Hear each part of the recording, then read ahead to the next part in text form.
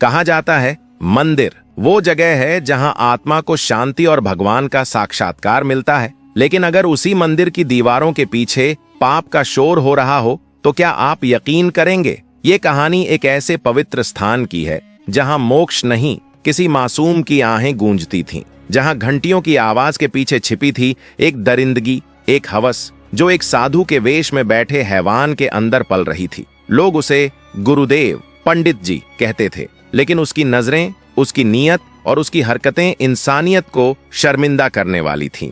इस वीडियो में हम उस राज से पर्दा उठाएंगे जो वर्षों तक मंदिर की दीवारों में दबा रहा, और बताएंगे कैसे एक लड़की की हिम्मत ने उस ढोंगी पंडित की नकाब को न सिर्फ उतारा बल्कि पूरा गांव हिलाकर रख दिया। क्योंकि ये कहानी सिर्फ एक शख्स की नहीं बल्कि उस अंधी आस्था की भी है जो अक्सर सच से मुंह मोड़ लेती है। अब वक्त है आंखें खोलने का, क्योंकि पाप चाहे जहां छुपा हो उसका अंत तय है। वीडियो को अंत तक जरूर देखें, क्योंकि जो आप जानेंगे वो आपको अंदर तक हिला देगा। जहां भरोसा होना चाहिए था वहां छुपा था एक ऐसा राज जो इंसानियत की हदें पार कर चुका था। ये कहानी है आस्था की आड़ में पलते पाप की, और उस एक लड़की की जिसने उस पाप के खिलाफ आवाज उठाने की हिम्मत दिखाई। गांव के छोर पर बसा एक पुराना शिव मंदिर देखने में बेहद शांत, लेकिन उसके पीछे बना एक छोटा सा कमरा रहस्यों का अड्डा था। वहीं रहता था पंडित रमेश तिवारी, सफेद दाढ़ी, माथे पर चंदन और आवाज में ऐसा मीठापन कि लोग आंख मूंद कर उस पर भरोसा कर बैठते थे। गांव के बुजुर्ग से लेकर महिलाएं तक उसे सम्मान से देखते थे। कोई तावीज लेने आता, कोई संतान प्राप्ति के उपाय पूछने, और हर बार वो एक ही वाक्य दोहराता, बिटिया भगवान सब देख रहे हैं, ये प्रसाद तुम्हारे दुख हर लेगा। मगर वो प्रसाद सिर्फ प्रसाद नहीं था, वो एक जाल था जिसमें वो मासूमियत, दुख और आस्था को फंसाकर अपनी हवस की भूख मिटाता। धीरे धीरे वो गांव की औरतों के भरोसे को अपने पाप का रास्ता बना चुका था, और उसकी असली सच्चाई उस बंद कमरे की दीवारों में दबी थी। लोगों की आंखों में वो आज भी एक संत था, लेकिन कुछ चेहरों पर खामोशी की परछाइयां साफ झलकती थीं। इसी गांव में रहती थी रेशमा, एक साधारण किसान की बेटी जिसकी गरीबी उसके आत्मसम्मान को कभी तोड़ नहीं सकी। वो ख्वाब देखती थी सच्चे प्यार के, एक साधारण लेकिन खुशहाल जिंदगी के। वो ख्वाब जुड़ा था आदित्य से, गांव का एक ईमानदार नौजवान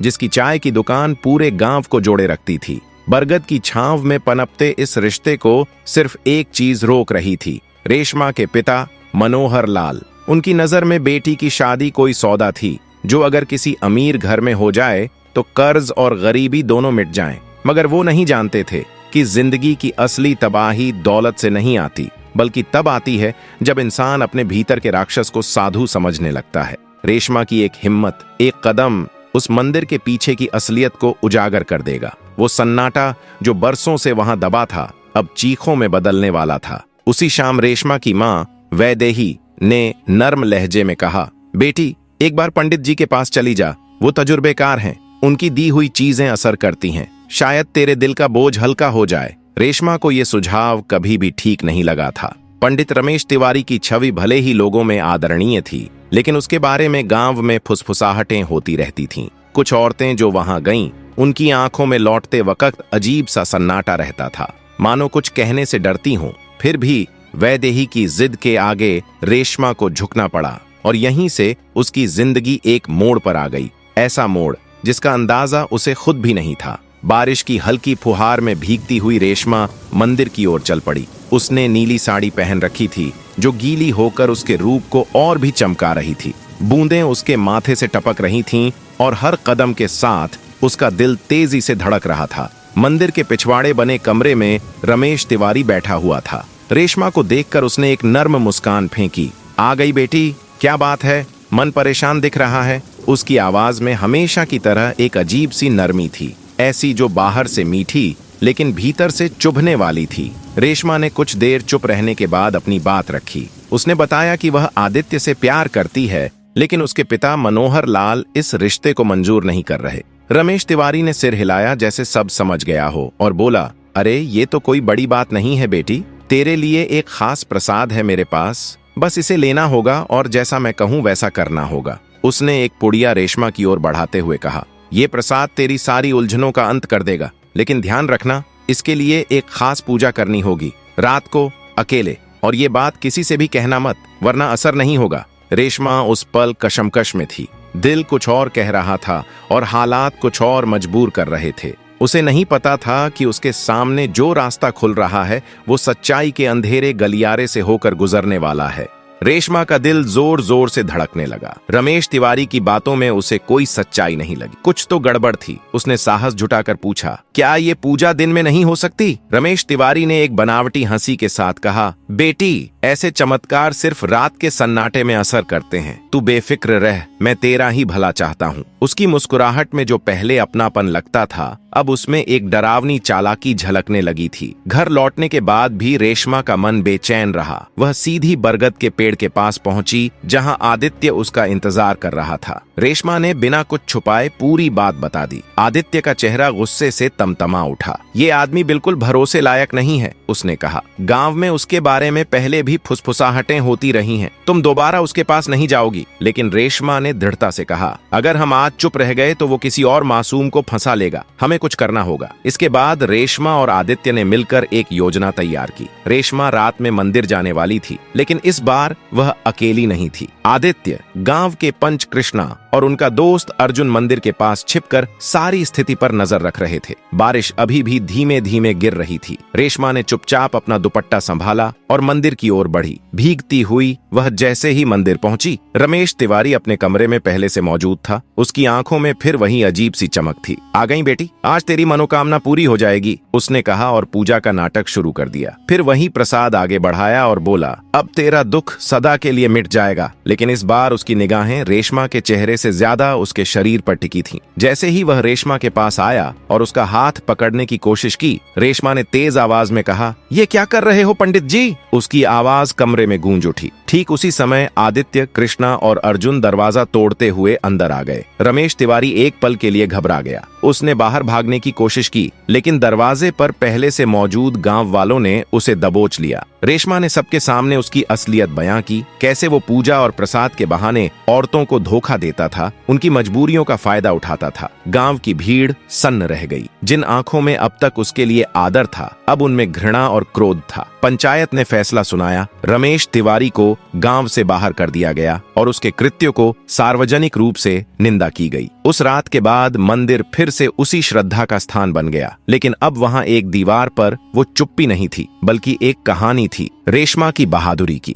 रेशमा की बहादुरी की गूंज पूरे गांव में फैल गई थी। उसकी ईमानदारी और साहस को हर कोई सराहने लगा। यहाँ तक कि उसके पिता मनोहर लाल ने भी अपनी जिद छोड़ दी और आदित्य से उसकी शादी के लिए हामी भर दी। एक साल बाद गांव में खुशियों की एक नई सुबह आई। रेशमा और आदित्य का विवाह हुआ। शादी के दिन आदित्य ने रेशमा की कलाई में एक चांदी का कंगन पहनाया, जो केवल एक जेवर नहीं बल्कि विश्वास और सच्चे प्रेम का प्रतीक था। शादी के बाद रेशमा ने घर की जिम्मेदारी संभाल ली और गांव की महिलाओं को सिलाई, कढ़ाई और आत्मनिर्भरता के हुनर सिखाने लगी। वहीं आदित्य ने अपनी दुकान को बढ़ाया और उनका आपसी प्रेम दिन ब दिन और भी गहराता गया। मगर कहानी यहीं खत्म नहीं हुई। रमेश तिवारी, जिसे गांव से निकाला गया था, अंदर ही अंदर बदले की आग में जल रहा था। वह गया तो जरूर, लेकिन पीछे एक वादा छोड़ गया कि वो लौटेगा और अपना बदला लेकर रहेगा। करीब एक साल बाद गांव में एक नई चर्चा शुरू हुई। गांव के पास एक छोटे से आश्रम में एक नया पंडित आकर रुका था।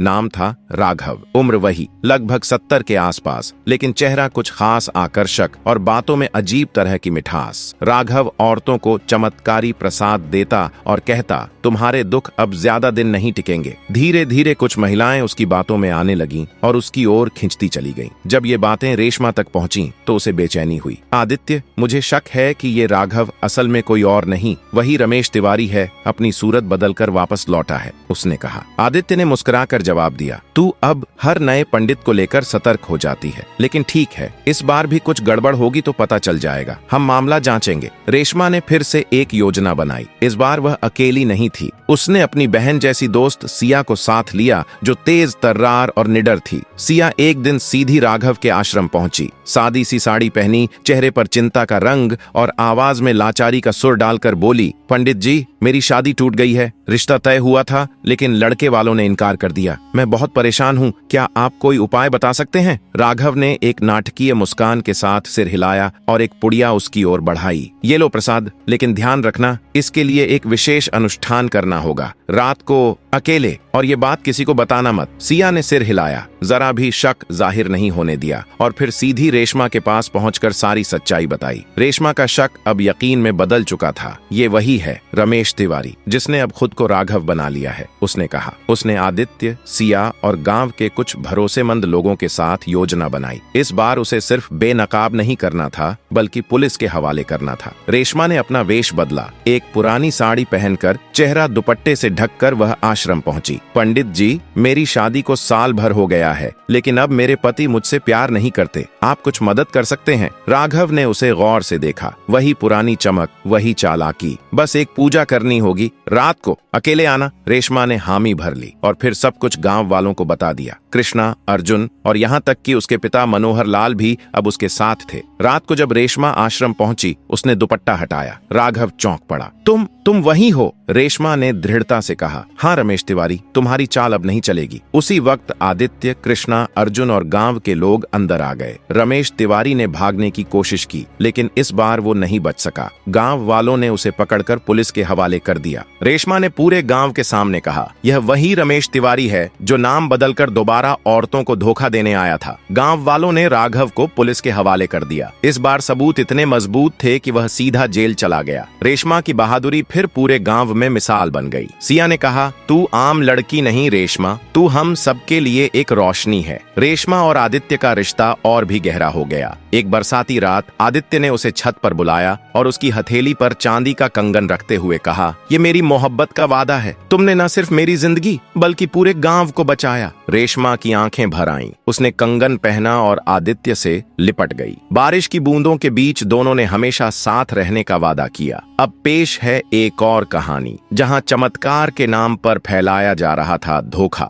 गांव में कुछ महीनों से एक नया व्यक्ति आया था, स्वामी देवांश। लंबी सफेद धोती, माथे पर तिलक और मीठी बातें सुनकर लोग उसे संत मानने लगे। वह दावा करता, मेरे विशेष मंत्र से तुम्हारी सारी परेशानी दूर हो जाएगी। कुछ ने आंखें मूंद कर भरोसा किया, कुछ अब भी संशय में थे, लेकिन नेहा, जो पढ़ी लिखी और समझदार थी, उसे इस सब पर शक था। उसने अपने भाई राहुल और भाभी संगीता के साथ मिलकर स्वामी देवांश की हर हरकत पर नजर रखना शुरू किया। एक रात नेहा ने देखा कि स्वामी देवांश मंदिर के पीछे किसी से चुपके बातें कर रहा था। वह छिपकर सुनने लगी। तभी पता चला कि उसका असली नाम सिद्धार्थ है और वह एक भगोड़ा अपराधी है। नेहा ने गांव वालों को आगाह किया, लेकिन लोगों ने उसकी बातों पर भरोसा नहीं किया। स्वामी देवांश ने फर्जी अनुष्ठानों के नाम पर पैसे और जमीन के कागज इकट्ठा करने शुरू कर दिए। बुजुर्ग और रसूखदार लोग भी उसकी बातों में फंस चुके थे। नेहा ने अपनी भाभी संगीता और भाई राहुल के साथ मिलकर योजना बनाई। गांव के कुछ युवाओं को साथ लेकर उन्होंने स्वामी की गतिविधियों की रिकॉर्डिंग की, जिसमें वह अपने गिरोह के साथ सौदे करता पकड़ा गया। एक रात नेहा और राहुल ने सबूतों के साथ पंचायत में स्वामी का पर्दाफाश किया। शुरुआत में गांव वाले चौंके, लेकिन जब वीडियो देखे तो सच सामने आ गया। गुस्से में आकर स्वामी देवांश ने नेहा पर हमला करवाया, लेकिन युवाओं ने समय रहते उसे बचा लिया। पुलिस बुलाई गई और स्वामी गिरफ्तार हो गया। जांच में पता चला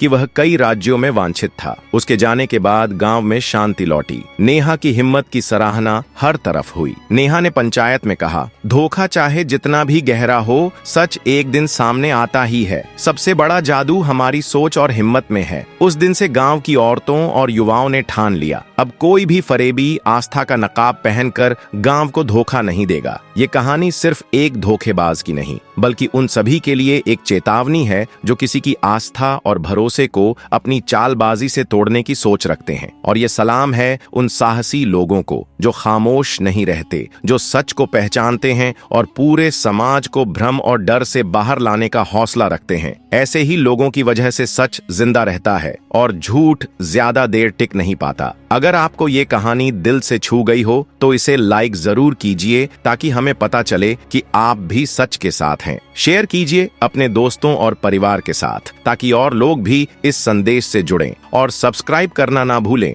क्योंकि हम हर बार लाते हैं ऐसी कहानियां जो झूठ से लड़ती हैं और सच्चाई को उजागर करती हैं। आपका एक क्लिक किसी और की आंखें खोल सकता है। मिलते हैं अगली कहानी में एक और सच, एक और हिम्मत के साथ।